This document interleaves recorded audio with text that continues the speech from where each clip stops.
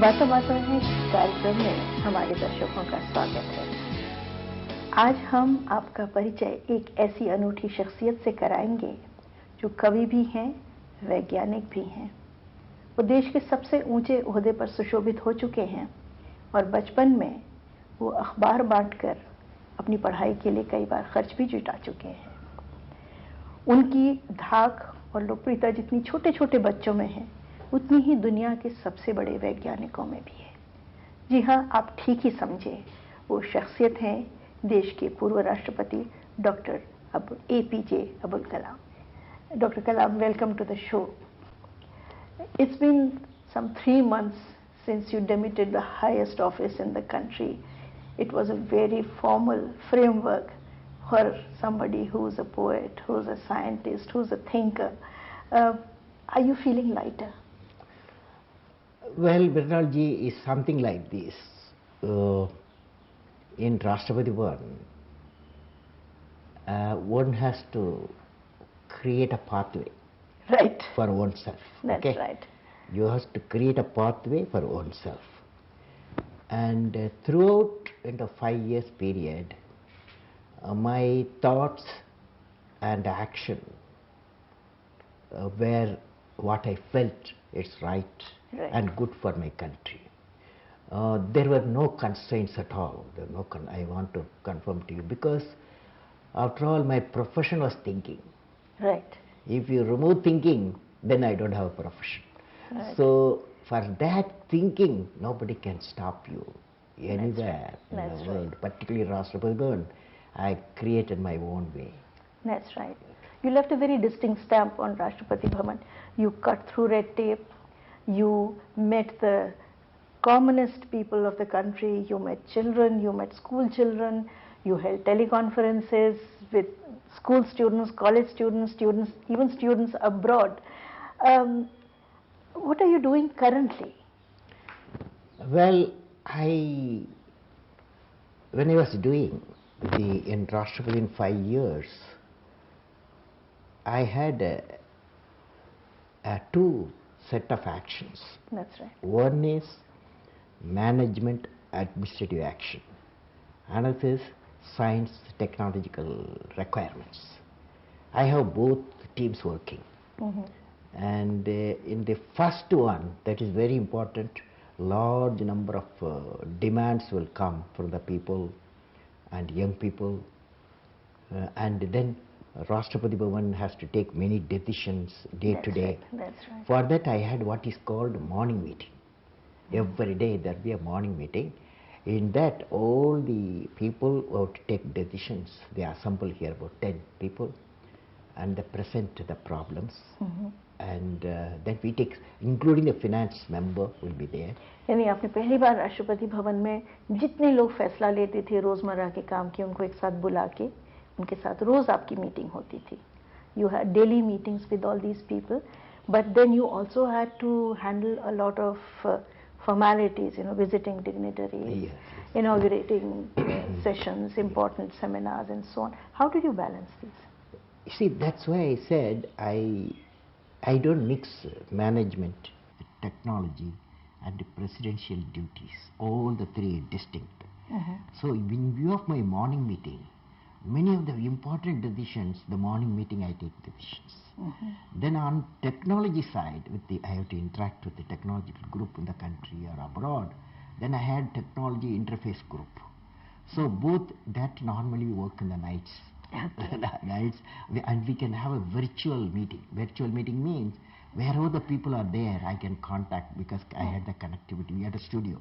Right. Beautiful studio. Within the Rashtrapati Bhavan. You got it constructed? Yeah, we built it. So we can, I can contact any part of the world. And how wonderful. So but that would also have meant that you must have spent many sleepless nights, because the international standard time being what it is, if you wanted to talk but to... But fortunately there is a window between India and foreign countries. That window we can always use for interaction. So these all the three functions I had time. It's very important. I had time, because the morning meeting and night meeting, what I had, night meeting, technology meeting, morning meeting, management and administration. This I do I have fixed time and we take decision, and it went smoothly. Most important thing is, Rashtrapati had to be about 1,000 people.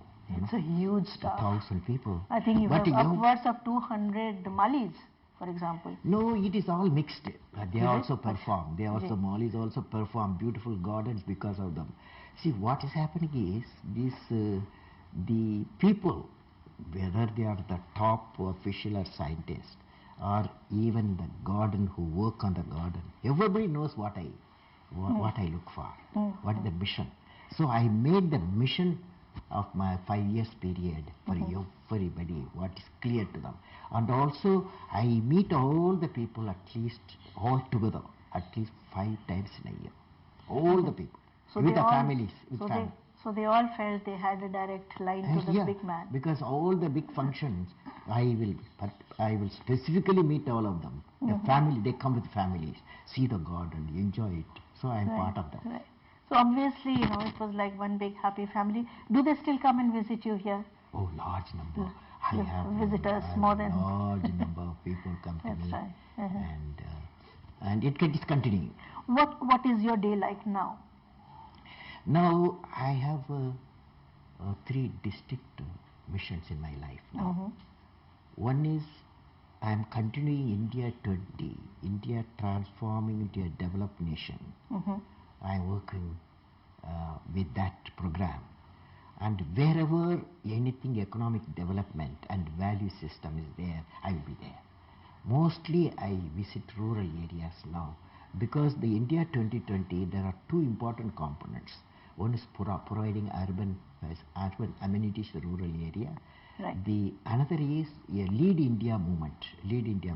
That's right. These 2 movement, wherever possible, I am continuously moving to the places, particularly the rural areas. You were born in a village in Dhanashkodi, if I'm not mistaken. Rameshwaram. In Rameshwaram. And you spent, understandably, your early years in the village. If you were given the freedom to choose, would you like to stay in a city or in a village, given your mission and your life? Mrinalji, something like this. I was born in an island. It's called Rameshwaram Island. Right. It's a beautiful island. It's a beautiful island. So always I will prefer, as an island fellow, I have seen my father building a boat, passenger boat there. And I have seen the cyclones, how seas can be very furious. And also sea can be how beautiful on a moonlit night. The moods of the sea. I have seen all of them. So I will prefer always to be born in an island. If anything, something like that rebirth is there, definitely an island is my beautiful habitat anytime. Is that what made you a poet? Well, that was a background, yes. Right. Yes. Where did you, I believe you play the veena. Where and when and how did you learn to play the veena? Well, I had in Hyderabad a teacher, her name is Kalyani, and she taught me veena. But veena needs continuous practice. That's right. I am the lover of the music, particularly traditional music. I love Carnatic music. Who are some of your favorite musicians? Well, for me, I have very close link with M.S. Subbulakshmi. And when she was... What a great singer she is a great singer, and also she can compose kirtanas. Right. And that was my... Then afterwards, Balamurali Krishna is there now. So many people are there. And also I like a lot of Veena music. And the Praswami Iyengar, my favorite singer, yes. So do you still play the veena when you get the time? I don't have time, but I got 2 veenas now. Definitely I will. At some point. I am looking for a good teacher. That's right. Children have always been very close to your heart. Yeah. And you have a wonderful spontaneous rapport with children whenever they visit you. And children get so excited when they see you on television. They somehow feel very... What is it about the children that attracts you to them? Manalji, I find children have dreams. You know, that's right. a unique thing. Children have dreams. Second one, the ignited mind of the youth, is the most powerful resource on the earth, above the earth, under the earth. So I value youth power. Mm-hmm. But we still find that in India, all the highest and the most influential offices are still occupied by grey-haired people. The youth is there, but the youth power is not being conduited sufficiently into creative fields. How do you feel about it? You know, every week I meet a lot of youth in 1,000, 10,000, 20,000, 30,000. One of the questions I ask them after my talk, how many of you want to become engineers? How many of you want to become scientists? How many of you want to become teachers? How many of you want to become political leaders? You know, but hundreds of hands will go up for science, technology, teachers. And when I ask, how many of you go to politics? Only few numbers will come. I tell them, all of them, the youth definitely should like good politics. You know, politics still there are very. They probably become cynical about it. No, I have defined the politics in parliament. That is development politics and political politics combination is politics. So development politics, how quickly we can make the nation great by economic development. Do you think our political parties are pursuing the development agenda with seriousness, or are they bogged down in their little games and machinations? Methodology is like this. 2 times in parliament, I said the politics equal to political politics plus developmental politics. Political politics is essential to get into the legislatures or parliament, all such things. Whereas the development politics needed, they must put an agenda in the election manifesto. In 10 years, India can be an economically developed nation. Another party will say, no, we will do it in 7 years. You know, so the competition should be there on the development politics. That 70% of not on how much percentage of reservations we can get to people. Once the economic development progresses, reservation and all become subset. That's right. You've had a really interesting, shall we say, in a way, vihangam drishti, what we say in Sanskrit, you know, a bird's eye view, a God's eye view, if you will, of the whole political scene and the way the country is coming up. At this point, do you feel optimistic about the road taken by India? I feel that our youth power, 54%, below 25 years, 540 million people youth. This youth force will not be watching. They will not be watching. And they will demand the nation economically developed and prosperous. Profound words. युवा लोग बहुत दिन इंतजार नहीं करेंगे, वो देख रहे हैं और एक दिन वो मांग करेंगे. हम फिर लौटते हैं इस बातचीत में एक छोटे से ब्रेक के बाद. बातों कार्यक्रम में फिर से एक बार हमारे दर्शकों का स्वागत है. Dr. Kalam, where we left off was a very interesting point that you made, that the youth is watching, it is vigilant, and one day it will ask for its share. Talking of share and talking of India's development, one buzzword which everybody throws in your face is GDP. The total, the GDP growth, it has become almost a mantra, you know, is it going to be 9%, is it going to be 10%, is it going to dip down to 6%? Do you think GDP is a magic mantra by chanting which we can suddenly have a spurt of growth higher than anybody else's? Ronaldji, it's a beautiful question. My favorite question also. The reason is, you know, GDP, gross domestic product, that is the rate of economic growth. When we say 9%, according to me, it indicates there's a certain economic growth in the almost is urban urban areas, and so it doesn't reflect the whole prosperity of the nation. So I have developed a formula, what is called National Prosperity Index. This I have put forth in the National Prosperity Index in my parliament also in those days. National Prosperity Index equal to, I have defined GDP plus 220 million people are below poverty line today. That's right. That That's as crucial. per the Planning Commission. That's crucial. What percentage of the people every year or every second year we push up, reduce the 200 million people who are below the poverty line. That means you get a percentage. That's right. That is GDP. A, if you consider A, B will be the what percentage of people who have been lifted up from the poverty.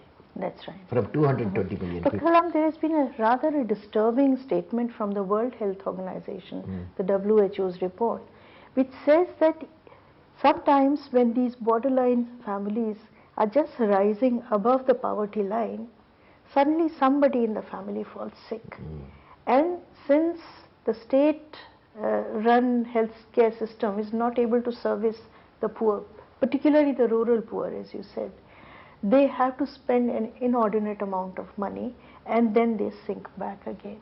And they have claimed that illnesses, unattended illnesses, and the huge expenditure incurred by the rural poor on healthcare and treatment is one of the biggest reasons why people who rise above the poverty line sooner or later sink back again. How would you react to that? I believe I have witnessed recently 2 programs, one for children, another for the grown-up. That means particularly for rural area.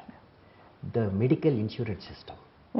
The family have to pay only small amount per month. There are identified medical institutions around the rural area.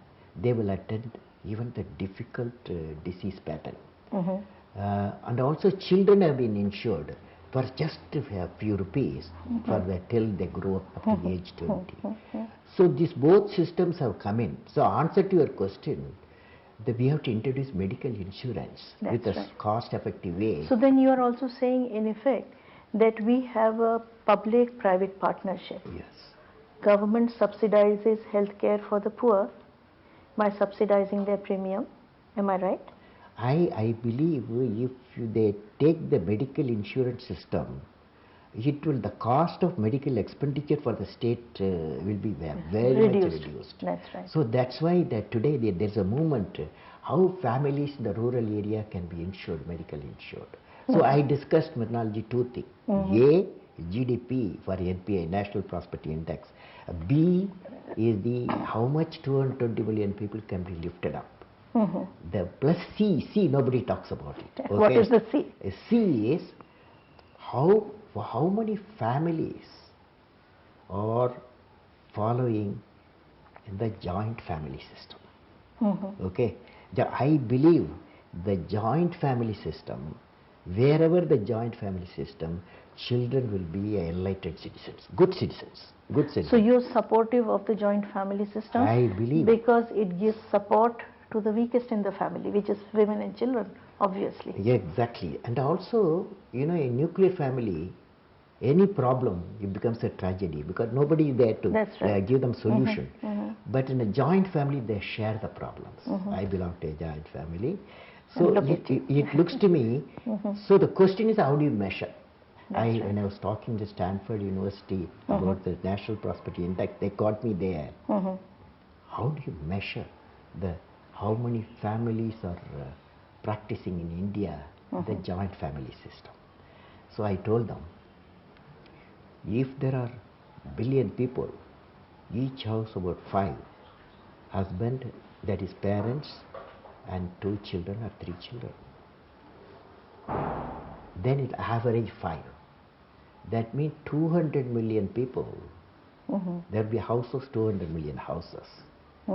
If 200 million houses, most of the rural folk Even 30-40% of the rural families, still they are practicing the joint family for necessity.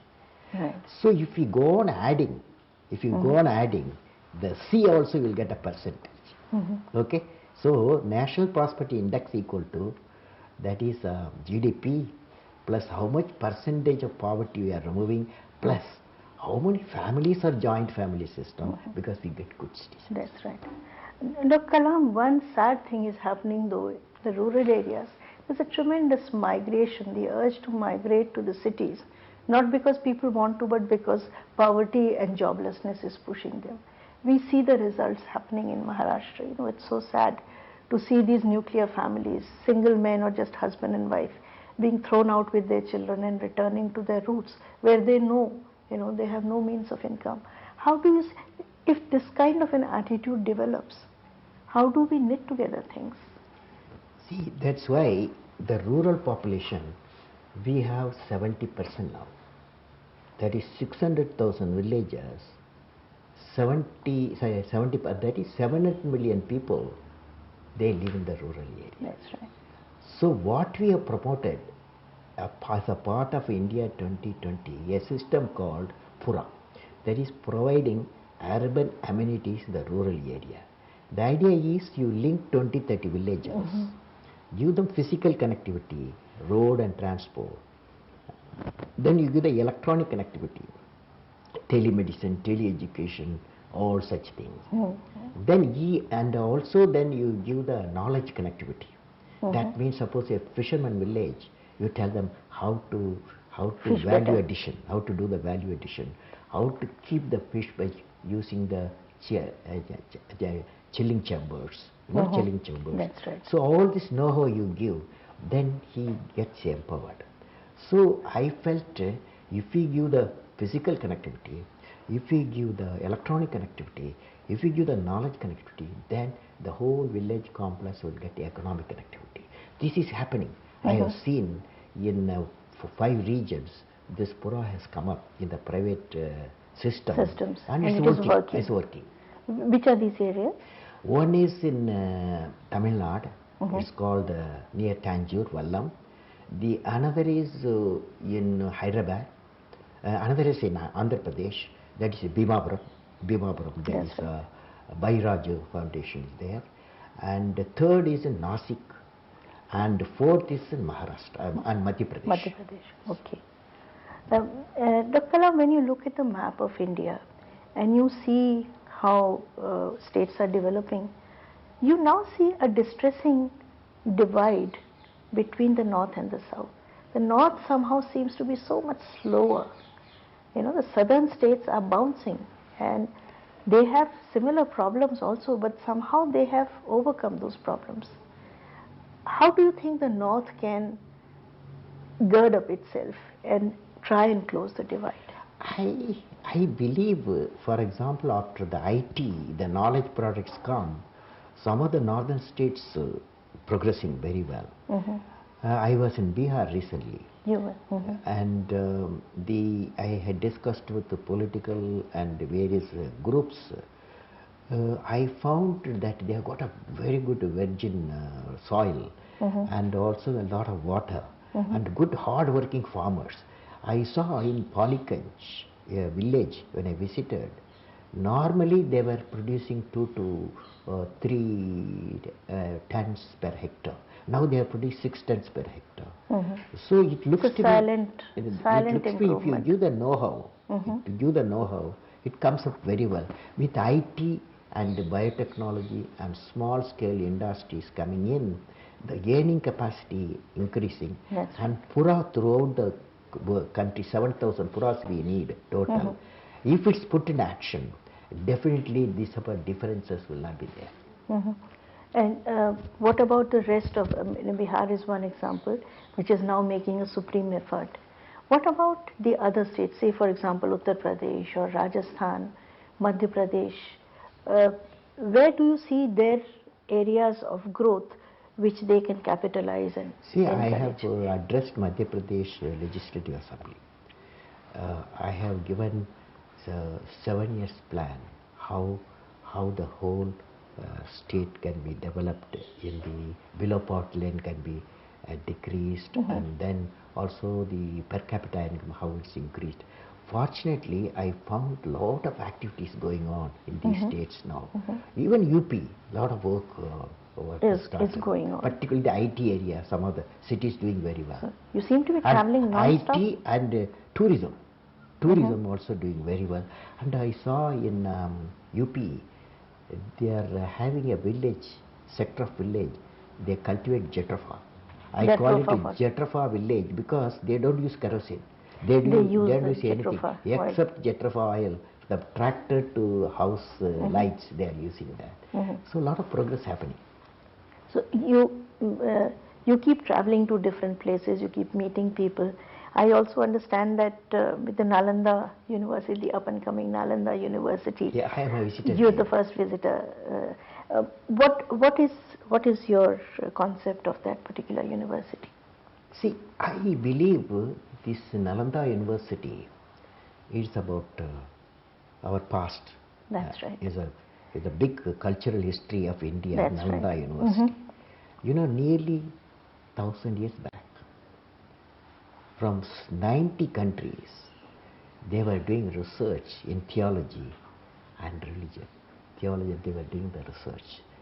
So I believe the new and modern Nalanda University, which we are trying to establish, our major aim will be how do we generate enlightened citizens.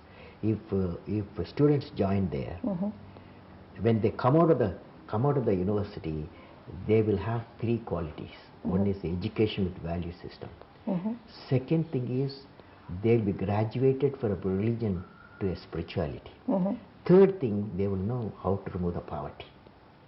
तो विज्ञान, अध्यात्म और गरीबी मिटाने की क्षमता, इन तीनों गुणों को विकसित करेगा नालंदा विश्वविद्यालय। इस रोचक मंजर पर हम आगे और बात करेंगे। अभी लेते हैं एक छोटा सा ब्रेक। बातों बातों कार्यक्रम में दर्शकों का एक बार फिर स्वागत है। डॉक्टर कलाम ने हमें बताया किस तरह से कि जीडीपी यानी सकल राष्ट्रीय उत्पाद दर में उनका उतना भरोसा नहीं है, क्योंकि उनका मानना है कि गरीबी रेखा से लोगों को ऊपर उठाने के लिए हमको ये भी मापना चाहिए कि कितने लोगों को हमारे विकास ने गरीबी की रेखा से नीचे से ऊपर उठाया है और उनको सामान्य लोगों की श्रेणी में पहुंचाया है। इसी तरह उन्होंने ये भी कहा कि एक अलग किस्म की विश्वविद्यालयीन सेवा होनी चाहिए जिसमें युवा लोगों को सपने देखने की गुंजाइश हो, देश के लिए कुछ करने की गुंजाइश हो। Dr. Kalam, you had a long and distinguished career as the President of India, and there were some times when you had to take very, very difficult decisions. Would you like to talk about what you consider one of the most difficult decisions that you took, and how did you take it? In the 5 years period, every year, there will be a demand on me, either 3 to 5 important decisions I have to take. As methodology, as you asked rightly, the most difficult decision what you took is Office of Profit Bill. That's right. You sent the bill back yes. for consideration, and the nation applauded you for it. The Office of Profit Bill I sent to Parliament first time because I felt there is no standard procedures for the rulers. What is Office of Profit? And there were a lot of loopholes in the system. In short, it was not transparent. I felt it is not transparent. As a president, I should not promote anything is not transparent. That's why I sent back to the Parliament. And definitely, I believe they promised they will take action.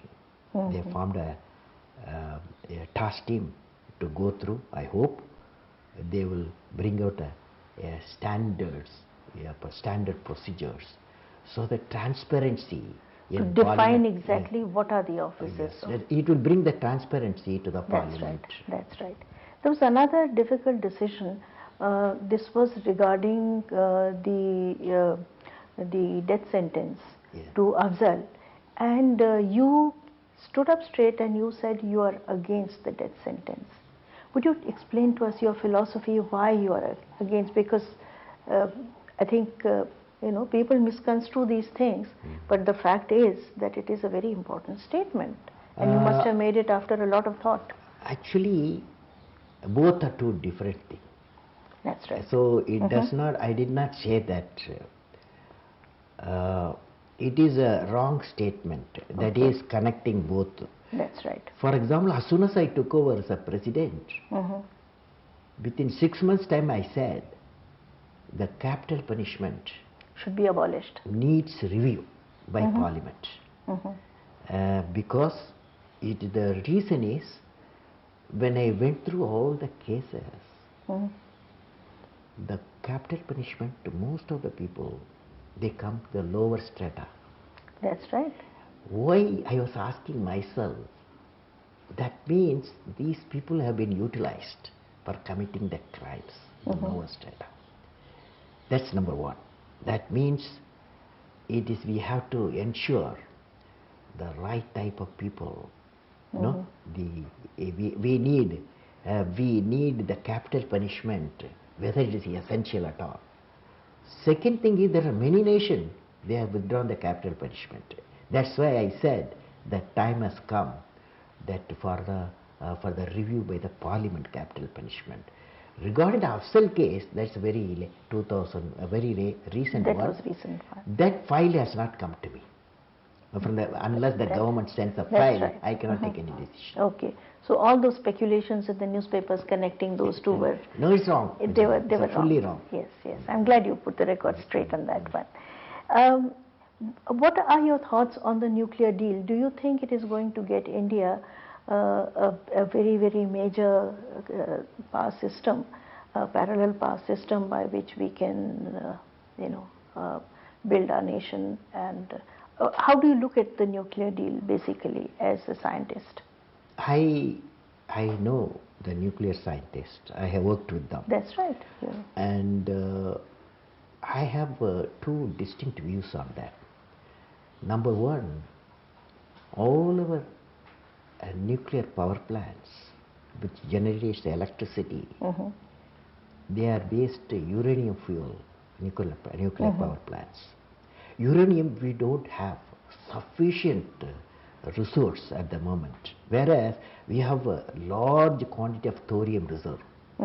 Thorium is not a fissile material. Our scientist has to convert thorium, transfer it as a fissile material. Probably they have to use the fast breeder reactor, which they are building it. So I'll be very happy, my nation within 5 to 7 years time switches over to thorium-based nuclear reactors, so that India will be self-reliant. That's right. At the same time, you have to realize, when we are having thorium and uranium-based nuclear reactors, it needs uranium, and any type of cooperation from any nation should be done. Dr. Kalam, when they offered you a second term, there was again intense speculation in the media, but you put everything to a close by stating that you were not interested in a second term. What was all this confusion and hullabaloo about? I felt if the president is a contestant in the election for the second term, while he is in Rashtrapati Bhavan, definitely would become a political battleground. Rashtrapati Bhavan become political battle. It was so sensitive, the discussion. Right. That's why I said I will not contest.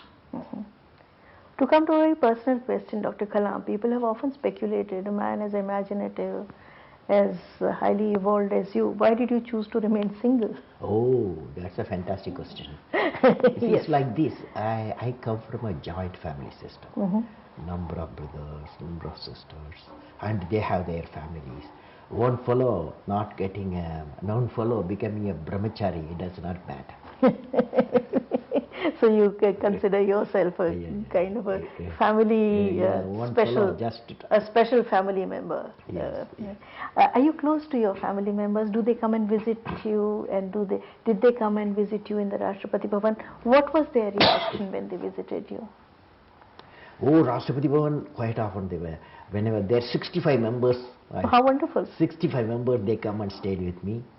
And we had one great-granddaughter there. And I used to call her water baby. She drinks always water. So we had, I had all my family members visited. I go to them quite often, wherever possible. Just I was there at the last month. For my grandson's marriage. My teenage nephew requested me to ask a question specially. How do you keep your hair looking so good? Because he's constantly being pulled up by his parents. And he says, look at Dr. Kalam's hair. He also wears long hair. Well, it's a natural phenomenon. I don't, it grows, what can I do? That's a neat answer. That's a very neat answer. To come back to, again to, dreams and aspirations. We are seeing the signs after a very long time of a coming dearth of food grains. How do you think India sits at the moment in this possibility with the global warming, with the land becoming scarce, with crop failure, possible lack of monsoons and so on? What do you see as the future scenario? I believe I have addressed nation on two issues. One is how to increase 200 million tons food to 400 million tons food by 2020. That's what I wanted you to talk about. That means, when by 2020 a three situation will come. One situation will be, we use now 170 million hectares of land today. That's right. We get 200 million tons food. I believe by 2020 it will reduce to 100, less than 100 million hectares. So 70 million hectares will be gone. It will go off for many reasons. Urbanization. You know about it. Right. Second, on water also, the demand will be more for water will go on reducing. Then we are using nearly 63% of our population as a farmers. That's right. This will not continue. Right. It's already eking out a marginal living. It will come down by 2020, 35 to 40%. They will go to other green pastures. That means you have got a three situation: less land, less water, less farmers. That means the only way is technology. That's right. Technology, soil characterization, and high yield seeds we have to develop, and we have to develop pre-harvest and post-harvest technology we have to develop, and most importantly preservation. Right. This is number one, and that means definitely 4 million tons we can, 380 to 4 million tons we can do if we give a training to the farmers, and we use good seeds, and we do the good pre-harvest, post-harvest methods we adapt. Dr. Kalam, then how do you see the role of genetically modified seeds in this coming scenario? Also the use of chemical fertilizers. No, chemical fertilizers has to go. And similarly organic fertilizer, organic farming I have seen. Some states doing very well in organic farming. Kerala I saw. Organic farming they are doing, some place Karnataka I saw, and I saw in northern India also 2 or 3 farmers. So organic farming is going to come in a big way. Regarding your next question. My next question was the genetically modified seeds. Well, there is a lot of debate. Genetically modified, you see what happens, it is finally we need more food. Okay, more food. That's right. I told you that's the conditions. That's the inalienable truth. We need more food. That's right. So the solution to be a neat solution would be with available land, with available water, with available farmers, how to increase the yield, productivity. Right. How to increase the productivity and preservation of the food. Some lot of food we waste also because storage is not good. Improve.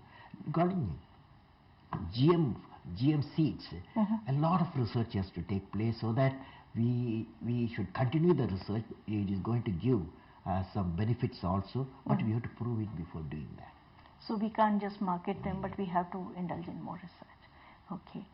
To come back to the last part of our discussion, you talk about giving dreams to the young. You said that what attracts you to children is their predilection for dreaming.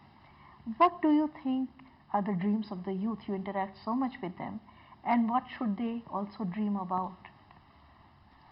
You know, when I ask them what you want to be, some of them say we'll become Einstein, we'll become Sir C.V. Raman, we'll say Chandrasekhar Subramanian. Some say we will become Mahatma Gandhi, we will become a great leader with honesty, we'll become honesty. And you know, I was surprised the other day. I was in Mumbai, I was addressing 12,000 students. And how many of you want to go to Mars? 90% will lift their hand, they want to go to Mars. Then I told all of them, your dream, you can be anybody. It does not matter who you are. It does not matter who you are. You can be anybody. Number one, you have an aim in life. Number two, once you have an aim in life, you acquire the knowledge. As much knowledge, acquire the knowledge. Third, you must work hard, sweat. Fourth, don't get frightened with the problem. Defeat the problem, succeed. If you do four, you can be anybody. It does not matter who you are, you will succeed. Right? And about the youth politics, one finds that the campuses, the college campuses are becoming the site of much politicking. But it's not about the kind of dreams that you are talking about. You know, they seem to be divided along caste or political lines. What do you think ideal campus politics should be about? Because that is where they are at their most fertile, imaginative, and also the strongest. See, I have but it's a lengthy answer. You want a lengthy answer? Yes, you want a lengthy yes, answer? Sir. Whatever. See, unless the campus should give a dream to the students, for that, teacher has got two qualities. He can be a good teacher, and also the students can follow. He becomes a role model. Yes, I had a great teacher, Siva Subramania Iyer. Not only in 5th class when I was there, he gave a dream what I should be. His whole life was me an example. So where was this? It's in Rameshwaram. Rameshwaram. So when the children ask me, college students, when you asked college student, university students, when they ask me what I will do when you go out of the university campus, I told them you can do nearly 9 things you can do. Okay? Anyone you do, you are enriching the nation, you are enriching yourself. Number one, you work for a nation where the rural and urban divide has reduced a thin line, no big gap. That's right. Number two, a nation where there is an equitable distribution and adequate access to energy and quantity of water. Everyone can do that. All the things they don't need to do. Any one of them. Third, I said, a nation where agriculture, industry and service sector work together in symphony. That's right. That's very important. And the fourth area, nation where education with value system. This is what I am insisting. Every school and college I visit, a nation where education with value system is not denied to any meritorious candidate because of the societal and the economic discrimination. This is what I dream, a nation which is the best destination for the most talented scholars, scientists and investors. This is how I visualize. If I were to say, you define in a nutshell what you perceive as India's greatest strength and sources of strength in the coming 20 years, what do you see? I believe, actually in this question, somebody asked me from a foreign university. The answer was, see, we are a billion people, of democratic billion Indians. democratic billion people. And we are a billion people of multi-religion, multi-culture and multi-languages. That's right. Nowhere in the planet you will Such a see medley exists. this system, you will not see that. But you know, one of the unique quality of India is to give the leadership for a billion democratic people of multi-religion, multi-language and multiculture. That's a leadership quality. We may have many problems, but keeping billion people, giving them the leadership, I said that's the core competence of India. That's right. Core competence of India is to give the leadership to the billion democratic people. तो भारत की सबसे बड़ी खूबी, भारत की सबसे बड़ी खासियत यही है कि 1 खरब से अधिक लोगों का ये देश, जिसमें तरह तरह की जाति, धर्म, बोलियों वाले लोग बसते हैं, अपने आप को एक लोकतंत्र की मार्फत लीडरशिप देता है, नेतृत्व देता है, दुनिया को भी वो नेतृत्व दे सकता है। इन बहुत प्रोफाउंड, बहुत गहरे विचारों के साथ हम आज के कार्यक्रम का समापन करते हैं। डॉक्टर कलाम के बहुत बहुत धन्यवाद के साथ हम पाठकों को, दर्शकों को बता दें कि लगातार आपके ख़त हमको मिल रहे हैं और हमारी पूरी कोशिश रहती है कि हम आपको लगातार ऐसी शख्सियतों से रूबरू कराएं जिनसे आपको सीखने को बहुत कुछ मिले, सोचने को बहुत कुछ मिले और आगे चल के करने के लिए भी नए नए विचार मिले। आप हमसे लगातार bbmlstv@gmail.com पर संपर्क कर सकते हैं। तो अगले हफ्ते तक के लिए इजाज़त दीजिए।